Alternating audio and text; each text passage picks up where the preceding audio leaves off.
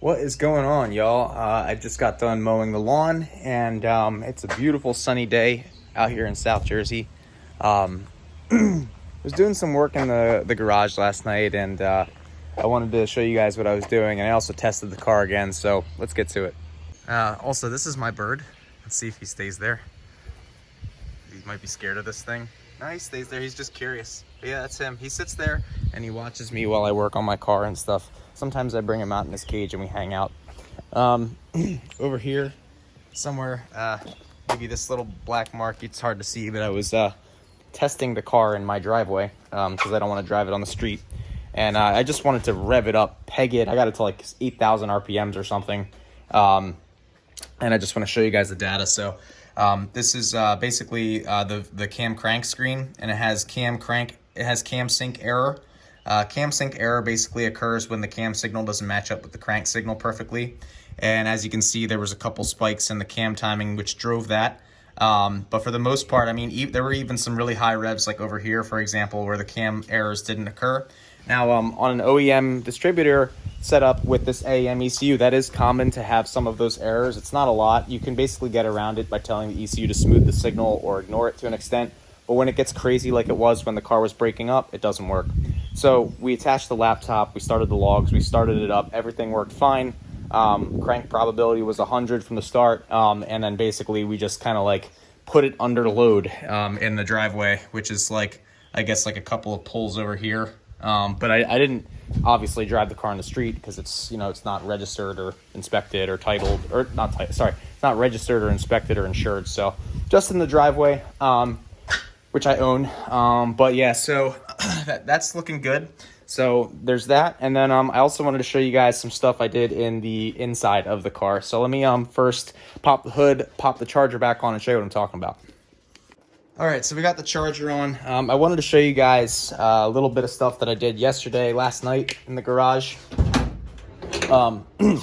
So this car has a brake bias adjuster, and it's one of these knob ones where it's got tons of turns to it. Now, so you can buy handle ones where it's just like a handle like this and it goes forward and backwards. There's less resolution to those, but they do essentially the same thing. So what I did last night was I cut this knob here and here. Let me get it to focus. I cut little notches in, and then I put paint in there and rubbed off the high parts so that the paint doesn't come off. So white is forward, red is back. I counted the turns. This has about 10 turns to it, 10.75 turns from full tight to full soft.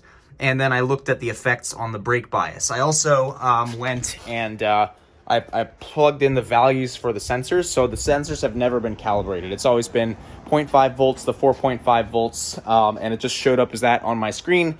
And I never really paid attention to it. I did it one time back in 2022, pay attention to which way the knob turned and how that affected the rear of the car in terms of brake pressure. But I forgot this year, and I thought I had it right, but apparently I had it wrong this whole time. And the car was set up all wrong for lightning, which we tested at, and probably Watkins Glen as well. So what I did was I basically got in the car and I started playing with stuff. So I made some modifications. So clockwise means more rear brake, okay? And so basically I turned it clockwise, and the rear brake pressure kept coming up.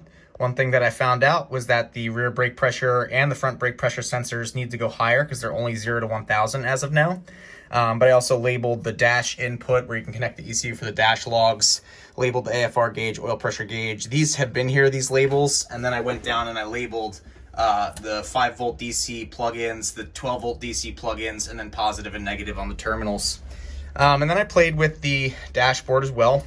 So we're going to turn this on. Splash screen, and if we page through, so this basically is my qualifying screen. I played with the fuel level. Originally I had a calculated fuel level based on the gallons that I was draining out of the car and the ohms that I was seeing from the sending unit, but I modified it to go back to the original Honda values. It's not perfect, but when it's down to 70%, because the baffles are so bad in this OEM tank, I know I need to refill it with gas. So that works again. It didn't work before. And then I also went and this, I plugged in, let's see, I fixed the testing screen. So I was able to get cam position, which is perfect. It's the cam angle which comes from the distributor, and if it's spiking, I know there's an issue. All right, so that's gonna help me figure out if the car's doing what it was doing at Lightning, and it's gonna help me figure out if there's any breakup issues. But you'll notice that the brake pressure now works. So when I press the brake pedal, the pressures come up and they're reading actual values as opposed to voltages. And that's kind of how I determined what this knob does down here. And so, yeah, I mean, everything seems to be working. I have ohm signals here, and then I also have alarms set up. So if it gets high in water temp, it goes here, and then high, it goes here, and you got to shut the motor off because there's no cutouts on this car. It's all manual trip on end of the driver. So yeah, we got a pretty decent amount of stuff done. We need to get all this stuff back up in here. I did rip the car up and down the driveway, and it seemed to be good. So I do think it's ready to go back together. And then I have some setup changes that I would like to make if possible. But let me hold up this video real quick because I got to call my mama. All right, my mom didn't answer. Guarantee you she's going to call during this filming because she doesn't, whatever. Anyway, so I got this valve cover for free from Bookbinder, and it's got a cool story behind it. Thank you, Bookbinder, first of all, for sending this to me. And second of all, the story is apparently it came off of a JDM motor or something from Eric Olson, I believe. Then it was on Lenny Hong's car, and his car burned. So this got set on fire, and then it went to Bookbinder. And the reason I needed it was because these holes were cut here so that I can adjust the cam timing. And also, I don't want to cut up an OEM valve cover. This is a OEM one, and the one on the Type R is almost brand new, so I don't want to cut them up. These parts are getting kind of rare, so I left it as is, and now I can go to the dyno with this and I can tune the car, which is great. So thank you so much, Nathan. I actually think it looks kind of cool with this burnt look and all the red peeling off, so I'm going to leave it as is because it's actually kind of badass, because you know that's how I roll. But then I also got an oscilloscope. So my buddy Rick from Myers Sports got me this oscilloscope, and it's going to allow me to basically troubleshoot any signals. So if I have a sinusoidal signal, or if I have a step wave signal, or if I have a ramp signal, I can basically adjust the period, and I can adjust the amplitude of what this is reading, and it will tell me, or the frequency and the amplitude, and it will freeze the signal in time. So if there's any noise, the signal should always show as one signal, but if there's any noise, it will show up in that reading. So, you know, for example, cam sensor, crank sensor, it would be perfect for that. You keep the car at idle, right? And more or less you want to, or you keep the car cranking, for example, and you want to see the signal stay stable. I have the ECU for that, but there are other sensors or other things that I could potentially use this for. So thank you, Rick. It also can do time basis, so you can kind of watch it like an AEM log, but for whatever sensor you'd like. And then Rick might also be getting me a signal generator / power supply, which would mean that I could replicate signals that I see from the oscilloscope, send them to devices as an output, and then see if they mimic what I'm trying to get them to do, which is awesome. They use that stuff for like valves in power plants. They use it for you know, actuators, things like that, but I can use it for cars if I want to get fancy. And then the other thing that I wanted to show you guys was I got some new rotors. So the rotors on this car cracked at the last event. That was like the last thing that happened. So it was like car broke, couldn't get the parts, tent started leaking. It was just a nightmare. The student had an incident, and then the rotors cracked, and I'm like, okay. So yeah, I got new rotors. I didn't get new hats. The hats are about $250 a piece, so they're pretty expensive. So I'm going to hold off on that and inspect these hats. If these hats are good, they're good. And if not, I'll order some new hats from Summit, and then we can have new hats on the car. But yeah, so that's where we're at for now. I don't really know if I have much more to update you guys on. I'm probably going to put that ECU back in first, and then we'll move on to some setup stuff on this car. I also have to do oil. Don't let me forget. Remind me. All right, y'all, we cleaned up a little bit. This box is open again, and this box is on the floor here, but we did clean up the bench a little bit, put some of the tools away from the track. I just wanted to say, if y'all don't have tape all over your floor, then what are you doing with your life? Right? Like happy Memorial Day weekend to everybody that has holes all over the floor of their race car, and to everyone else, when are you trading your car in for a minivan? Okay? Because if you're not living with holes in your floor, you're not living. All right? So get that straight. Don't get it twisted. All right? See that? You see the ice? Now you don't see the ice. You know why? Because there's no water getting in there. You see the tape instead. But you will see the ice. But not good ice, like jewelry. Bad ice, like frozen water. You heard? All right. So now we got that all of these holes. So literally every single piece of black tape on this floor is holes. All holes. I mean, when I say I learned how to do everything on this car, I learned how to do everything on this car. So I learned how to do everything on this car. So, you know, there's holes in the floor from when I ripped out the old passenger seat mount so I could fit ballast in. I didn't know how to drill out spot welds at the time. Well, I did, but I didn't have the right tool, so I just ripped it out. There's holes from when I had ballast up here, back here. And so I finally have the ballast in the spot that I like it, but there's a million holes as a result. And there's no passenger seat mount, but there's also a million holes as a result. So, with that being said, we did cover those up. This Gorilla Tape is a lifesaver. It's super expensive now. It's like $10 for a roll, big roll, but it's worth it. It's worth every penny every time. I wanted to show you guys. So I went up in here and I did clean up my harness. So this is a little bit too small, this sheathing, and I just basically, you know, loosely put it on. It's not taped underneath the dash, so if I do need to access it for troubleshooting, just rip it out, but it's taped here and taped here. And then I did add sheathing here, and I'm gonna get some sheathing for this little piece as well. But that's gonna plug into the jumper harness. This should protect the harness from abrasion. And yeah, I mean, we can put more sheathing on if we'd like, but I think this is gonna be fine. I just wanted to make sure that it's all going to be very solid. So let's get started on, let's just sheathe this one last one. And then, by the way, these don't come sheathed from the factory. These come open. But because the ECU sits up here and it's not race cars, it's usually fine. So we're going to sheathe it one more time. And then we're going to figure out, so all of these wires were previously zip tied in weird spots under here. So we're going to try to figure out a better way to get these wires hung up under here. And then we should be done for tonight. Okay. Try to ignore all the cigar smoke going on here. But so here's what we got going on. So we have basically this line here. That is the fire system line. This is a mount that I made when I first started racing out of some metal from Home Depot. I spray painted it black. I actually paid for this metal, believe it or not. And you can see these booger welds here are actually from when I first started learning how to MIG weld. This is a checkered sport mount. And then this, checkered, I don't know. They don't sponsor me, I don't care. This is the ECU.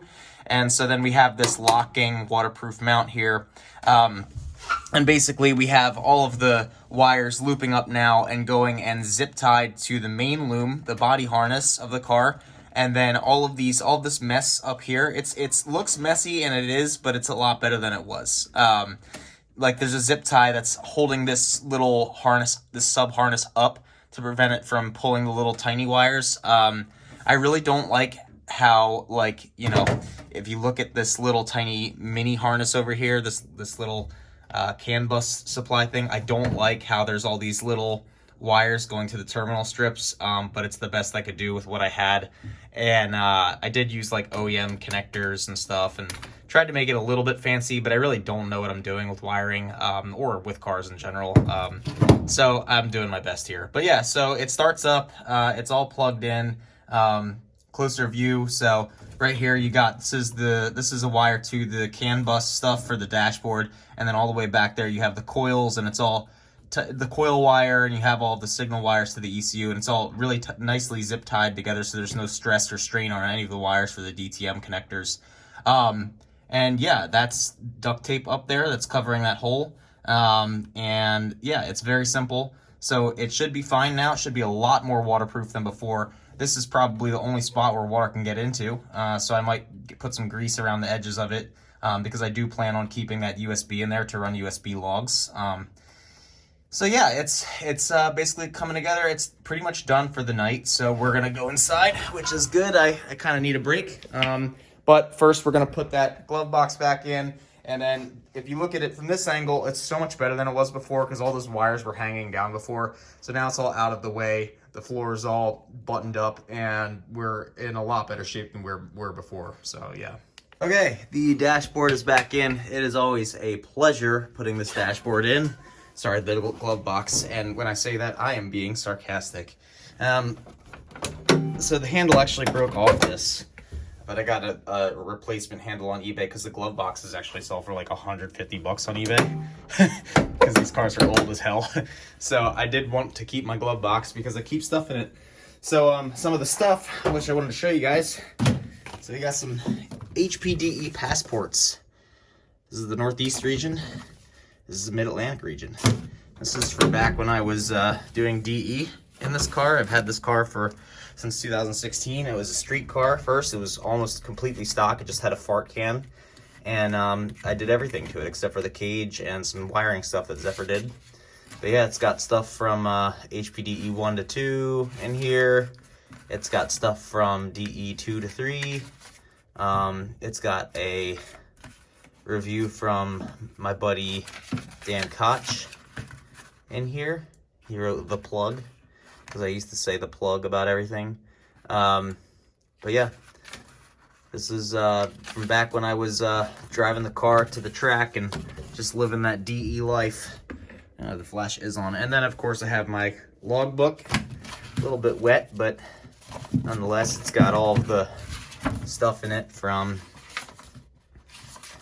all of the signatures and everything. Most recent one is on open, damn it. Most recent one is here. It's from Rob Casella. He did 2022 and 2023. Joe Casella actually did that book at one point as well.